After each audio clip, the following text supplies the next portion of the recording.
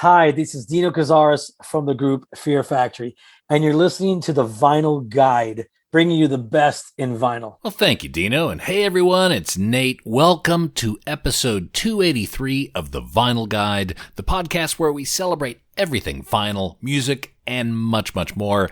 And if you're a vinyl collector or a music nerd, well, you are in absolutely the right place, my friend. Pull up a chair, grab a beer out of the fridge, and let's welcome Mr. Dino Cazares of Fear Factory. This is Dino's first time on our show, but we got along great. First, we connected in our love of Mexican food, but then onto our love of music. Now, Dino came on the show to talk about Fear Factory's new LP, Aggression Continuum, but he also talks very openly about the dramas of the recent years, the lawsuits, the ownership of the Fear Factory name, his process for writing riffs, assembling songs, the influence of techno and drum and bass in Fear Factory music, being at Dimebag Darrell's funeral, meeting Eddie Van Halen, touring with Ozzy, Iron Maiden, Slayer, and more, being sampled, the Fear Factory storylines, narratives, and we also talk heavily about the new LP Aggression Continuum, which is bloody amazing and officially out on June 18th. Set your streaming services to hear a few tracks now. I absolutely love the track Disruptor. There's this transition about the 2-minute 20-second mark that absolutely kills me every time. And you can hear that now and be ready for the whole album when it drops later this week, and the vinyl can be purchased from Nuclear Blast. They've got some absolutely gorgeous vinyl variants available that you'll want to snap up pretty quick.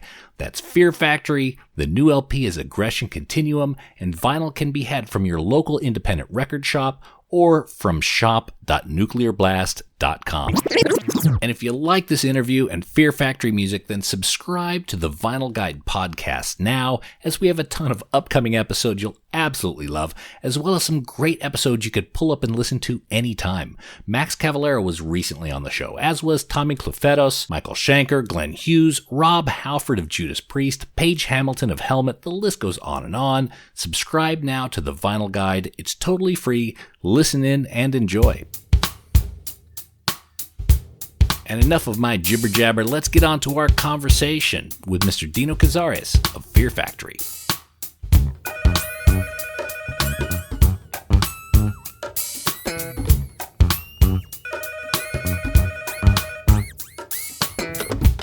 Mr. Dino. How's it going? It's going good. ¿Cómo está? Muy bien. Where are you from? Well, I live in Sydney, but originally I'm from the Bay Area. Wow. What a big jump. Well, actually, not really. No, actually, I could get here with really. one plane. One plane flight's not too bad. Well, I mean, you left one Bay Area for another Bay Area. I did. And in fact, the weather here is incredibly similar to, I liken it to like San Diego. So, but you spent plenty of time in Australia, yeah? Oh, yeah. Plenty of time in Australia. I know the difference. And since you're from the Bay Area, why didn't you open up a Mexican restaurant out there? You know what? That's the big thing. Whenever I meet another American in Australia, within 5 minutes, we're talking about Mexican food, where we can get some authentic food. And if we do find an authentic place, they're charging $8-10 per taco. It's Where are you going? The only place I know is Guzman and Gomez. Yeah, they're a bit of a franchise, but there's some other places that actually have real Mexicans in the back. You know? Oh yeah, where's that at? Oh well, there's a couple places. There's one in Dulwich Hill. I forgot the name of it. It's it's a little taqueria. I know how to get there from the train line. There used to be some in Newtown, you know, and I could hear the chatter behind there because I come from a Mexican family, so I could hear the chatter behind there, and it feels very very authentic. If I were ever to migrate to Australia, I would definitely bring the family to work there. Yes, and open up a really good, authentic place to where you can get a decent burrito, a decent taco from California style, and you will have lines down the street every night, believe me. Well, good. And I'll be in that line. So you've kept yourself busy. Let me ask you, how's the last year? Obviously, everyone's plans got scuttled a bit. What did you have planned for 2020 that you had to rethink and retool? Well, my life. Because my life got turned upside down, and I'm not talking about COVID. I'm just talking about a lot of the personal things that we had to go through for this record. Bankruptcies, divorces, lawsuits. A lot of things changed in my life, and it wasn't really till the end of 2020 where things started to take a turn for the better. Mm-hmm.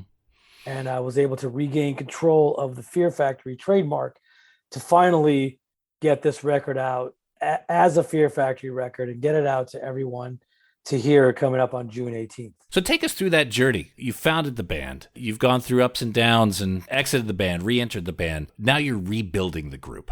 You now have full control of Fear Factory, the name, the catalog, everything. Is that correct? That is correct. I can't say I don't have the catalog. No, the catalog are owned by the record companies. Okay. Do you know if all the tapes and everything exist? Is there anything missing from that? Anything you don't know where it is? Or is it accounted for just in someone else's vault? Well, it's accounted for in someone else's vault, each one of those records. But there are two records, Transgression and Archetype, that I was not a part of. Mm-hmm. That was when I was out of the band. That owner who owns that company, well, I think the company's gone, but the owner still owns those records. And, we tried to work out some sort of a deal to get those records out, but it's too much trouble than what it's worth. Mm-hmm. And you don't have as much of a personal connection with those anyway. No, not at all. But I tried. But I still tried. Yeah. It'd be good to have them under the envelope, but not your first priority, I guess. But I still recognize those records as being Fear Factory records, part of the catalog. I can't, just because I wasn't there doesn't mean they're not part of the catalog. Mm-hmm. Have they been part of the live set for the last several years, or are they? Only one or two songs have been part of the live set. Archetype, a song called Archetype, was part of the live set for a few years. And another song called Cyber Waste we played every once in a great while. Okay. Are you a record collector by chance? Do you have a vinyl collection? No, I don't have a vinyl collection. Because, through my early years of being a musician, music is an up and down thing, financially. And a lot of places I was a lot of times I was homeless, or I was gone for so long on tour that I didn't have a home, so I didn't collect those kind of things because I just got tired of taking them around, from house to house or apartment to apartment of where I was staying. So I didn't collect a lot of that stuff, and there was a point where I did have a storage room where I would save some things, but it was like I didn't want to get them ruined, so I didn't collect them. Right. Do you have any feelings on the sound of vinyl? Do you enjoy? Of course, yeah. Of course. I mean, that's how I started my life, listening to vinyl. 8-track and vinyl. I come from the era where 8-track was still big at the time, and vinyl. I mean, when we released a lot of we just re-released Demanufacture on vinyl, and a lot of things I discovered later on about the different things that you can do to vinyl. And part of that was to put less songs on each side, so the grooves in the vinyl could be bigger. And so you have a thicker vinyl. The grooves are bigger, because if the grooves are bigger, then you can add more information into the grooves. So, and also when you master for vinyl, you master with less compression. So these records, when you listen to them, they could sound amazing on a nice system. You know what I mean? They could sound crisper in some places and warmer in other places, and they could sound bigger, and you can hear some of the more details that are coming out, even more so than what you hear on your Spotify, what most people hear on compressed music. Whereas the vinyl is not that way. So yeah, I've learned to appreciate and understand more about vinyl as the years went on. Those boxes just get heavy, and keeping them in storage is doing no one any favors. Yeah. Speaking of heavy, we just released the Demanufacture on vinyl, the 25th anniversary of the record, and it comes with 3 vinyls, right? Yeah. 2 of them have the album, and the third one has a live disc, right? And when you pick it up, it's heavy because it's the thicker vinyl. So it feels like there's weight in there. Now that reissue, that just came out last year, right? The vinyl reissue just came out we just released this month. We just sent it out. Oh, okay. We announced it last year that we were going to re-release it Hmm. first time in North America, Right. right? Because we never released it on vinyl here in the States. It was only Europe and other parts of the world. Hmm. So after that many years, the record company Warner Brothers wanted to do it, and because a lot of the a lot of record companies have been releasing vinyl because it's made a comeback. So Hmm. they wanted to release their whole catalog on vinyl. So it was our turn for our record to come out, and they ended up contacting me so I can help out with that. And I got my producer engineer Damon Reynaud to mix the live tracks and to master the vinyl, and it sounds amazing. Hmm. Yeah, that was put out, I think, by Run Out Groove. Run Out Groove, yes. The original vinyl came out 25 years ago in Europe and other parts of the world, but not in the United States. So Hmm. this is our first time releasing this record in the United States. So we wanted to give it something special. That's good. Yeah, well, that original pressing out of Europe, I think, was going for about $200 or $300 for fans were having to shell that out. So this new triple vinyl's a very welcome addition. Yes, it is, and yeah, that's what happens when you Hmm. got old rare vinyls that people want to buy, and they want to get the original copy of when it first came out, and blah blah blah blah. And but technology's gotten so much better since then, and people are getting better at making this vinyl, and Hmm. so and I'm happy. Can we expect other reissues of the Fear Factory catalog coming Um, out of vinyl? yes, they have reached out to me and said yes that that they want to do some other stuff, but that'll be later on down the line. Also, demanufacture re-entered the charts again in Europe. Mm. The vinyl release that made the record come back in the charts. Yeah, so that's really cool. Oh, it's a great album. So, Aggression Continuum. This album is just absolutely pummeling. It is Thank you. amazing. Now, in terms of this album, where do you feel this takes the Fear Factory catalog? Like, what does this add to the story? Oh, it adds a lot to the story. Well, first of all, the story around the story is Hmm. definitely is something to write about, in the history books for sure. Um, it definitely is a classic. It has all the classic elements that make a Fear Factory record, and that is, when I approach a song, I believe the nuances makes the song. I think the the details in the song and just how it was created and the tension and the release. And that's really how I like to write a song where these, you have these intense moments. You know, Hmm. you have you have the buildup in the intense riffing with the kick drums that are syncopated as one, and then it sounds like you're in a futuristic war, in a futuristic battlefield fighting against the machines, or depending on what side you want to be on, the human side or the machine side. It just sounds like there's war going on. Then all of a sudden you got these beautiful melodic choruses that come out, and that sounds like the release, like, oh my god, there's hope. You know what I Hmm. mean? The There's clouds light at the end part. of the yeah, the clouds were. There's light at the end of the tunnel, and that's the beauty of Fear Factory songs is the contrast between the two. And I Hmm. think that that's what makes for a classic song of Fear Factory. And then you add, and then the icing on the cake is the keyboards on top, because the keyboards can really add more drama, more tension, and it could be more uh, cinematic. You know what I mean? Hmm. And you start to see the picture of, wow, and the keyboards can control where that goes sometimes. And on these songs, it really does show that way. For instance, a song like Recode, it's very cinematic. It starts off with almost like a movie trailer. You know what I mean? Hmm. Talking about how we've been fucked over by the machines, and here we are coming back, trying to regain control, and with our little militia resistance army that's fighting against what is going on in the storyline.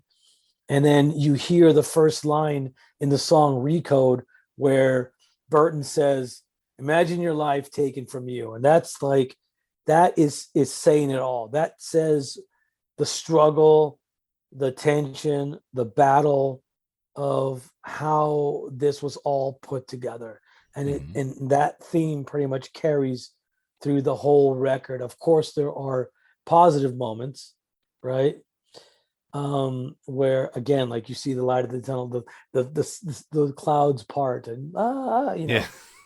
you know, You there can't have are it all dark all the way. I get it. But do you start with that concept? Do you start with the riffs? Like, where do you begin on a project like Aggression Continuum? riffs, and then the beats, right? The riff and the beats. And sometimes what inspires a riff could be many things, Hmm. many things. It could be books, it could be things that we read, it could be things we see on the news, things we see in documentaries, it could be things that we see in movies, it could be, following guys like Ray Kurzweil about the singularity process, the relationship between human and AI, and cloning technology and nanotechnology, and all those things that we read and we discover and we find out, that really is something that we embraced um, through Hmm. our whole career of Fear Factory. That was part of the meaning between Fear Factory. It's just the relationship between an iOS device and the addiction that we have with, where technology has taken us, all through our 30-year career, and where we've seen it. um, all that inspires us. I mean, like, for instance, demanufacture and Sylvan Machine.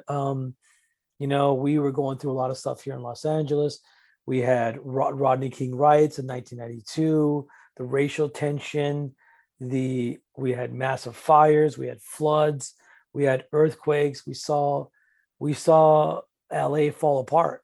We saw LA as a fucking war zone, and that's where the title demanufacture came from. And all that influences us. Traveling the world on our first record, we got to travel the world and experience new foods, new places, new people, new cultures. You know, we got to see their suffers and their struggles and what they have to go through, and just learning all that Hmm. and just applying it to lyrics and just knowledge. You know what I mean? And then after doing it again with demanufacture and going to further places and seeing these, really intense third world, fourth world countries, like India and China, going to those places and going, wow, these are what these people are going through out there. Remember, that was before the internet. That Yeah. was before we were able to communicate like we're doing now. So, you in some ways you had to be there to experience it. That was the beauty of learning all that, because we were to apply all that knowledge into obsolete. I think obsolete is when we really started to graduate as experienced songwriters and experienced world travelers, to be Hmm.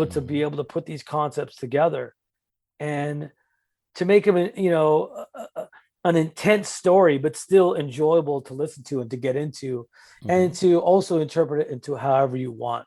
And that's the beauty of being in Fear Factory and writing songs for Fear Factory, because all that we take into account. Oh, you guys, I mean, expert storytellers. And each album has the beginning, middle, end, the arc of the story. It could be a screenplay, each album. Correct. And Um, that's pretty much how I look at it when I write music. I see it as a screenplay. I see it as a visual to a movie. You know what I mean? right. Because that really putting a picture to what I write really helps me write it even better. You know what I mean? So you And that's how start I that's how I relate to it. so you start with the riffs. You Yeah. have, I'll say a dozen, 2 dozen riffs that you've kind of working on, or are we talking hundreds? We're talking like hundreds, because I have a thing called a riff file that I have on my computer. And Okay. there's so many riffs, and just like, some of them you look at like, okay, like whatever with this riff, but the next one you're like, wow, this is amazing, I should work on this one.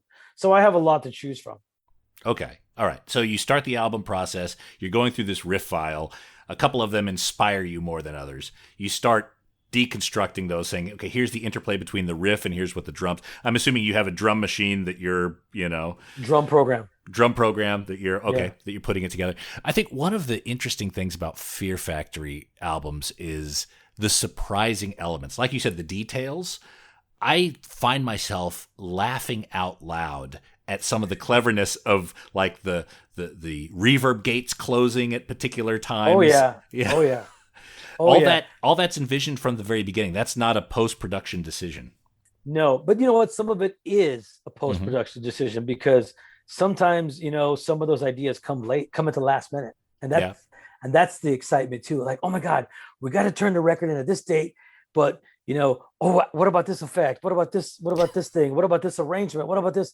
And I love that because it adds some more excitement to creating this music and something about there's a beauty in something about that of having to rush and get it done. Hmm. There's something about that to me just still gets me excited.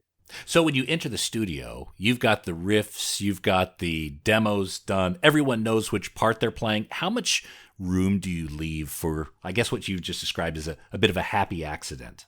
Well, you don't really know how much room you leave until the accident happens. You know what I Hmm. mean? You don't really know. You just go in there and or you have some solid idea of what you want to do, right?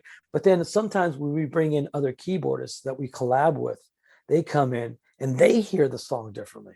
Hmm. And that is the beauty of it too, because they'll add their element. You're like, wow, I didn't hear that, but you heard it, and that's fucking amazing. Let's go with that, and let's build on that.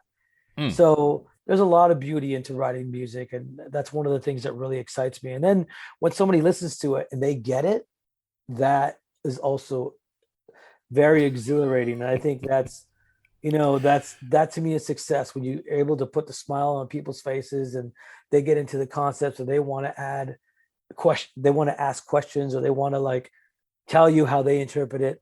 Hmm. All that interaction with the music and the lyrics and obviously social media, all that interaction is definitely something that I enjoy as well.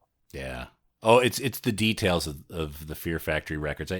Frank Zappa calls it putting the eyebrows on the music.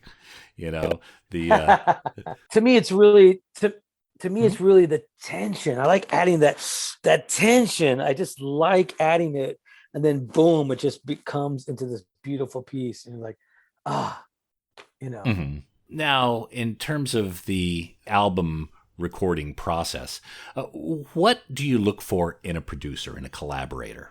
When do you know it's working? When do you know it's not? when I know it's working when they push you to something different, Hmm. or they give you a different idea, and maybe at first you don't see the idea, but then all of a sudden you're like, okay, wow, I understand, and this is amazing, and let's go with this. Let's build on this. Like I said earlier, the producers that I work with, Damien Reynaud, that I've been, and Reese Fulber, those guys are highly technical. They know how to write music. They know how to write songs. They know how to play instruments.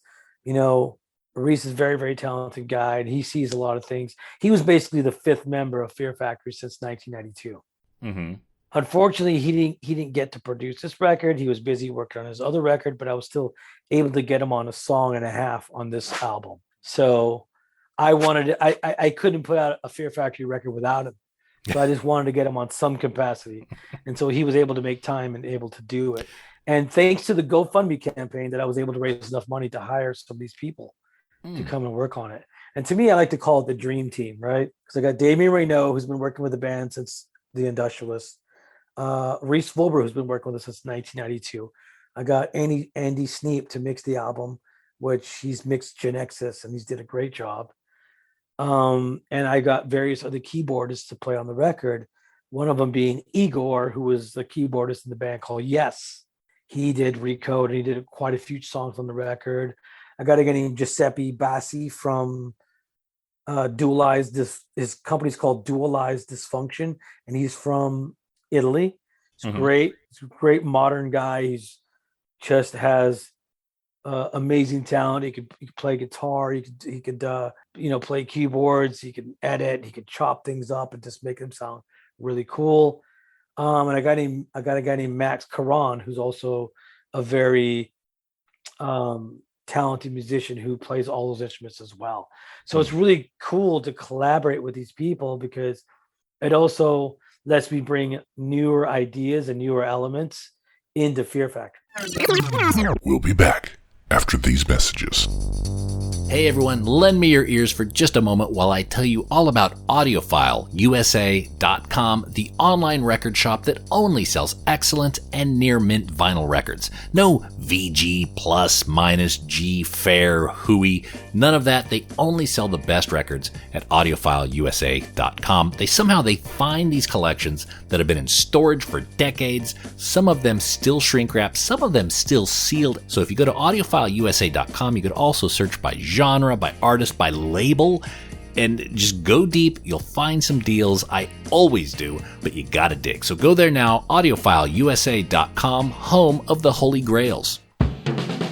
And I gotta tell you about the Groove Washer. The Groove Washer is the best record cleaner out on the market. I use it every day. I've used it for years. I only trust my records to the Groove Washer. I mean, God forbid you buy one of those no-name brand record cleaners, spray the stuff all over your records, store them, only to find out years later they're ruined.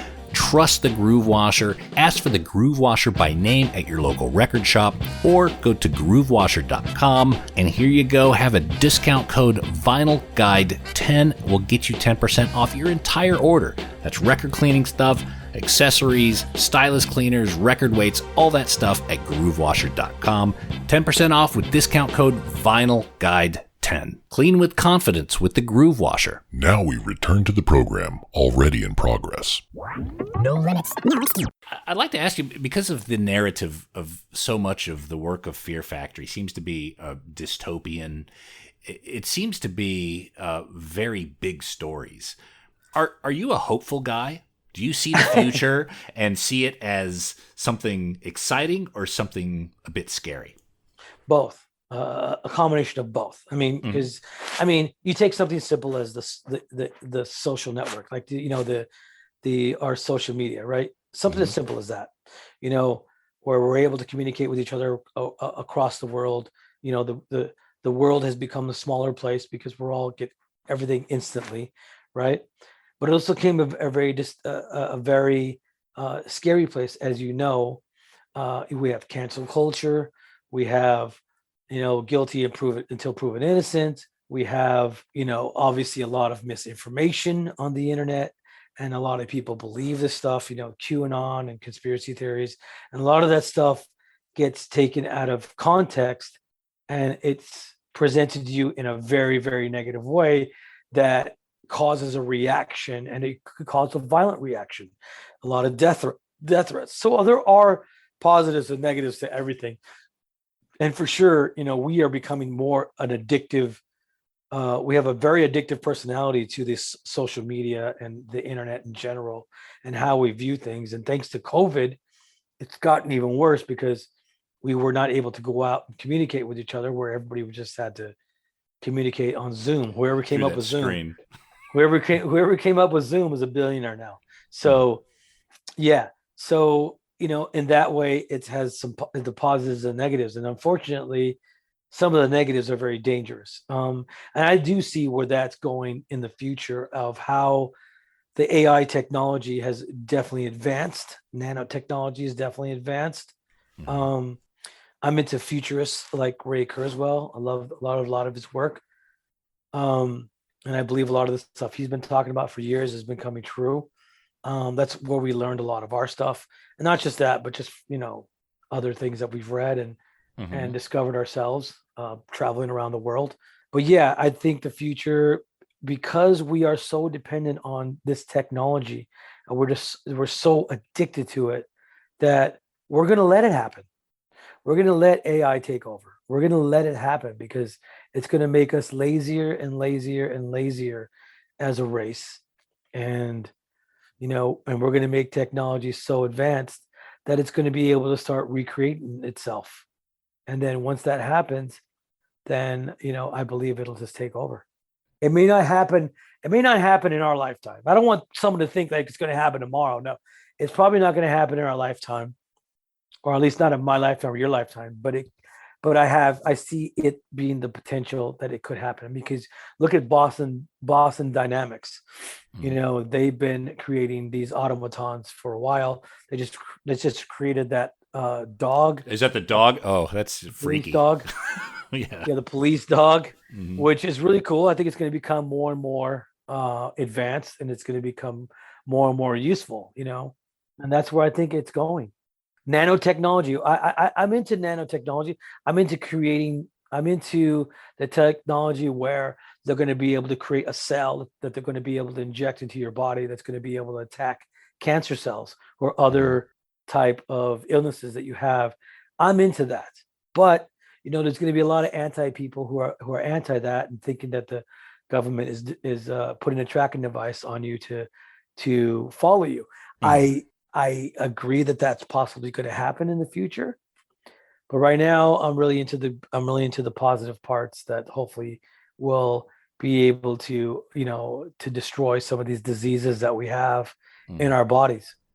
Because as humans we're horrible eaters. We eat shit.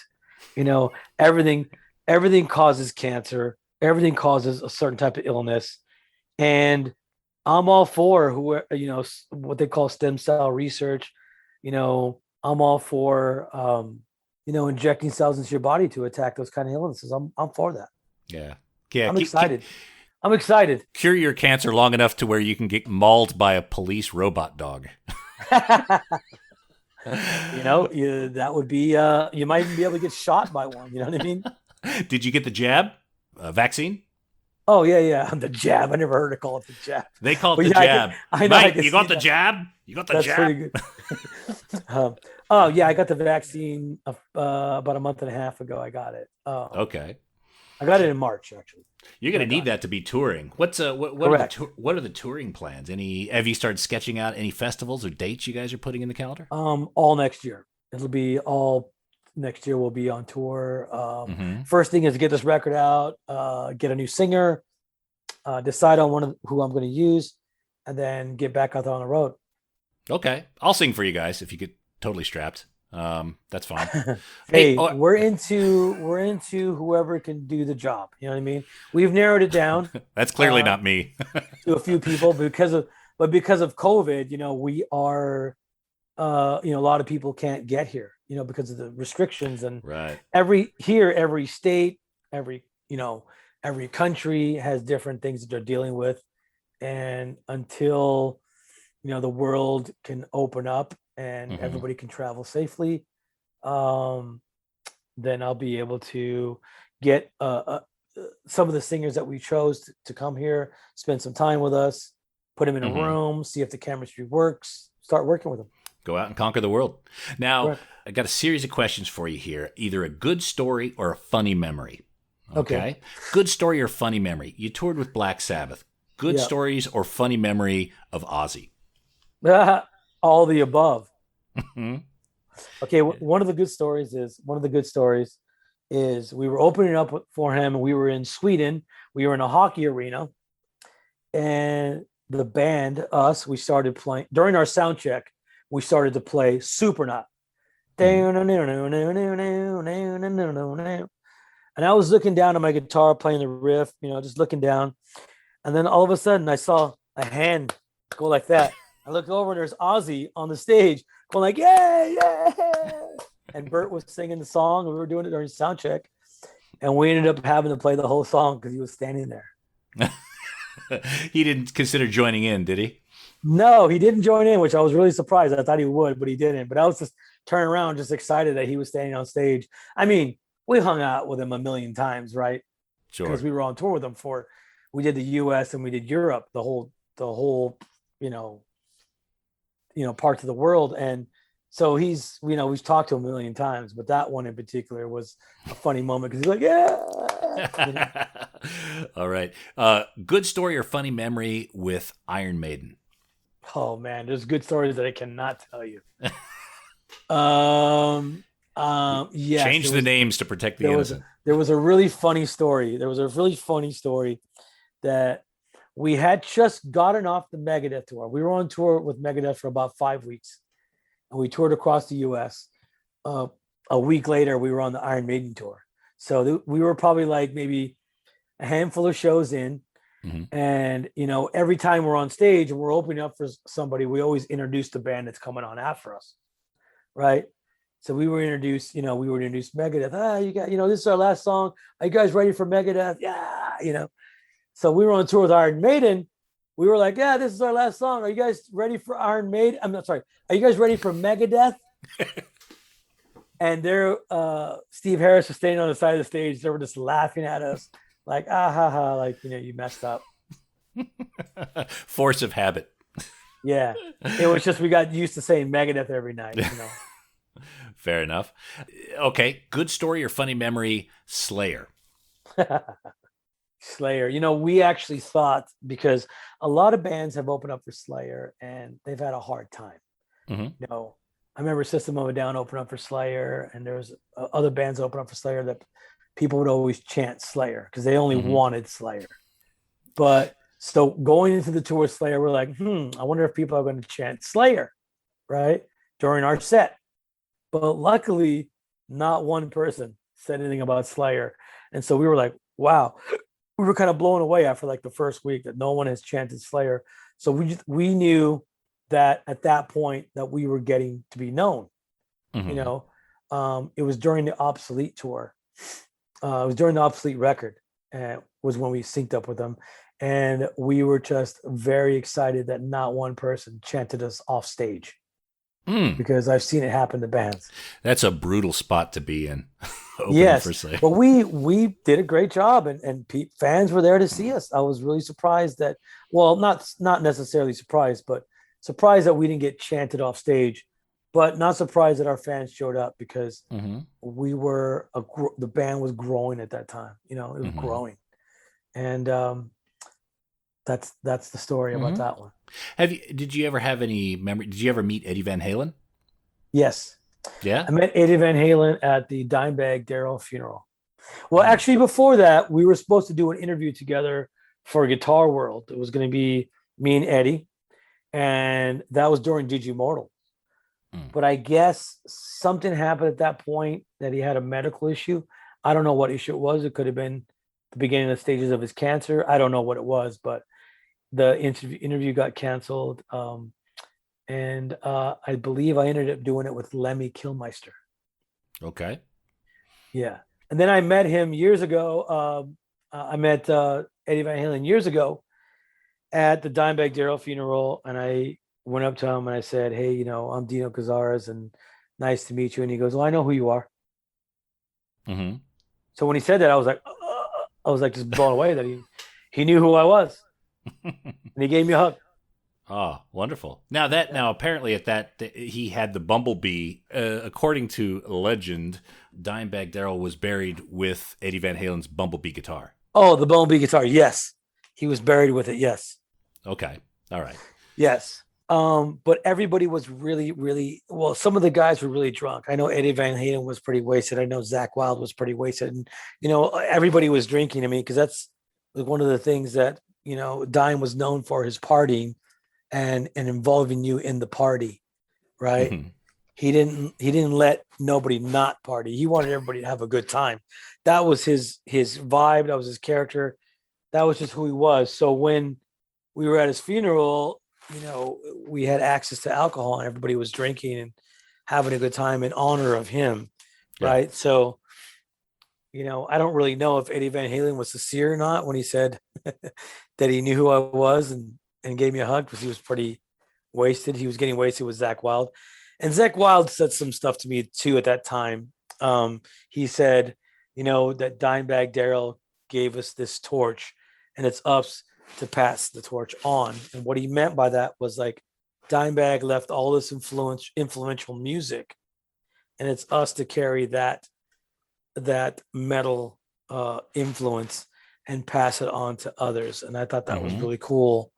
And those are the two things that were pretty memorable at the funeral, other than, Dimebag's funeral in general, Well, I would imagine that towards the end of the night, there's not a whole lot to remember from a Dimebag funeral, because everyone's just partying so hard, yeah?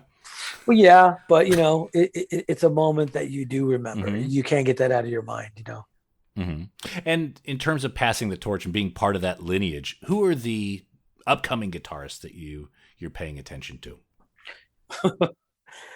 I don't know about upcoming guitarists, but I know there's guitarists that are amazing out there right now. Tosin Abasi is in another world. He's in another planet. And that's a guy that just, he took he took the 8-string guitar and took it to somewhere that's kind of almost unreachable for some musicians. Mm-hmm. Um, and I still admire all the classics. Gary Holt, a guy like Gary Holt, Jeff Hanneman, who passed away, rest in peace. A lot of those older influential musicians still influence me today. Mm-hmm. And you know, of course, the Eddie Van Halen's and all that stuff. I still appreciate that stuff, and I don't forget where I came from and what helped me start my own musical journey. But for me, it's not any. For me now that I've able to create my own niche into this genre of music, that I don't necessarily get influenced by the guitarists anymore. For me, over the years, I was able to, you know, take my influences from some other places, from other resources that maybe not the average person will go out and look at. Okay. Like, for example, what would that be? Since the very beginning, it's been techno music, techno, drum and bass, industrial, electronic, Mm-hmm. and the stuffs you see at raves nowadays. I'm not going to say EDM or whatever that other stuff was that people were jumping on, but a lot of the early stuff like that were people who were actually writing songs. Paul Oakenfold and just the early Prodigy. A lot of that stuff really influenced me, and it still does. I still learn from that, and I still take from that because it's a resource maybe that other guitarists or other musicians have not taken from. Well, it sounds, and now that you mention it, I could hear a lot of that sort of production in Fear Factory, where it may not be guitar related, but some of the tonal qualities and production aesthetics and some of that creativity. Yeah, I can totally, I can see that line. Well, it's in our breakdowns and in the rebuild.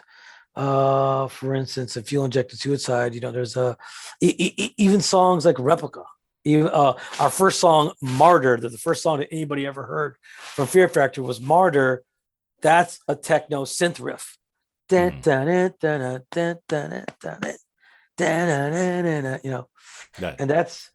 that's just a New Breed song called New Breed. How I developed my stop start sound was trying to emulate a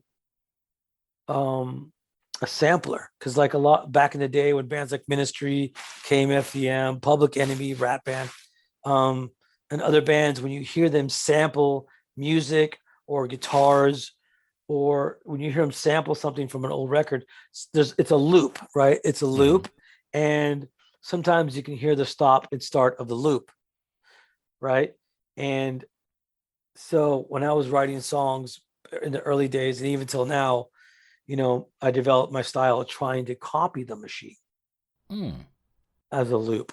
Perfect example, a song called South by Resistor, which is track 2 off the Demanufacture record. South by Resistor, you hear the riff, it goes,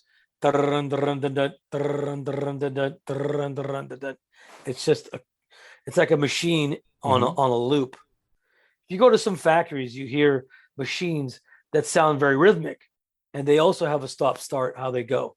Yeah. It's like a press making a car part. I've listened to a lot of these, early industrial sounds, and I don't mean music. I mean like the machines making these rhythmic tones. And sometimes I hear that ever since I was a kid. Even a car, the way it starts, the engine, the way it idles. You know what I mean? A lot of that to me, I hear music in that, and so that's kind of like how I developed my style. Yeah, because you get those cyclical patterns, which is really a consistency, like an efficiency. Like a rivet gun requires, 1/8 of 1 second to reset before it sets the next rivet. That's the Correct. efficient level. Any slower would reduce productivity. Any faster, it wouldn't cool off well enough. So there's a rhythm in that perhaps even lends itself to some of the dystopian sort of future. We are these machines that are made to be productive. Correct. And those things are what, after I started learning how to play guitar, and when I started Fear Factory, and what Fear Factory was about is when I started to really take those things that I listened to when I was a kid and apply it to this band, because I had to think of like machine-like. I had to think mechanized. I had to think of, a mechanized society, just everything going by clockwork, right? And I just wanted to apply all that and make this kind of machine-like sound, but just with my hand. As a consequence, do you hear Fear Factory music being sampled or used in other contexts outside of the albums? Oh yeah, I hear it all the time. Mm-hmm. What kind of music? Like which artists are sampling it? And I'm assuming you're in on that. Yeah. No, well, yes and no. I'm not in on people taking a piece of Fear Factory music and making a remix out of it. Sampling a piece of remix. I just was listening to one just yesterday, and it was just like some new artists decided to take, a piece of our music and add it to theirs and add a whole new rhythm to it. And I'm like, wow, okay, they interpreted something completely different than what I did. And I think that's cool. I think that's creative, and maybe I can learn from that. Maybe I can learn where people take something that we created and taking it somewhere different and be like, wow, that's really cool how they did that. Maybe I need to rethink my next song or whatever. But all that is definitely a compliment and influential and cool. Well, that's interesting that your music's starting to re-inspire yourself as you hear it out in the wild. And I tell you, this new album, Aggression Continuum, is fascinating. I'm so enjoying this. I can't wait to get my vinyl copy. People can order theirs at nuclearblast.de. There's some splatter pressings, some limited pressings there, some colored variants. This is an album, as Dino said, it's across 2 heavy 180-gram vinyls, so all the sound is in there, big, thick, heavy grooves, and of course that's going to carry those pummeling riffs that Fear Factory is well known for. Go to nuclearblast.de, and of course, follow Fear Factory online for tour dates. Thank Christ they're getting back on the road next year, and everyone get vaccinated so you could join me there in the pit. Dino, thank you so much for joining us here on the show, mate. Thank you for giving me your time and a platform for me to talk. And I appreciate everything. And a big shout out to the fans who supported us for the past 30 years. And I know you will not be disappointed on this new record. And you can still go to fearfactory.com to order everything. All right. And when you make it to Australia, we're going to find you some Mexican food. Thank you.